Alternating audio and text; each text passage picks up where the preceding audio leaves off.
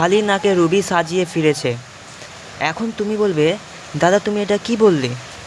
আমি বললাম, তোমাদের যে আধুনিক দীর্ঘ পর্যায় সারণী রয়েছে তার প্রথম শ্রেণীর নাম মনে রাখার কৌশল। প্রথম শ্রেণীতে কোন কোন মৌল থাকে? হাইড্রোজেন থাকে, লিথিয়াম থাকে, সোডিয়াম থাকে, পটাশিয়াম থাকে, রুবিডিয়াম থাকে, সিজিয়াম থাকে এবং ফ্রান্সিয়াম থাকে।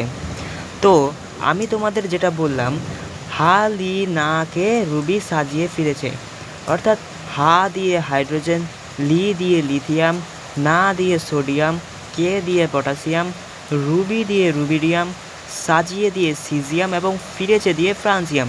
এখানে ফ্রান্সিয়াম হচ্ছে তেজস্ক্রিয় মৌল।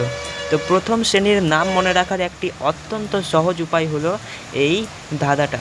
এটা মনে রাখলে তোমার প্রথম শ্রেণীর মৌলের নাম মনে রাখা সহজ। খালি নাকে রুবি সাজিয়ে ফিরেছে। তো এরকম মজাদার ভিডিও প্রতিনিয়ত পেতে চ্যানেলটিকে সাবস্ক্রাইব করে নাও। ভিডিওটি ভালো লাগলে ভিডিওটিতে একটি লাইক করে দাও। দেখা হচ্ছে আবার একটি নতুন ট্রিক্স নিয়ে।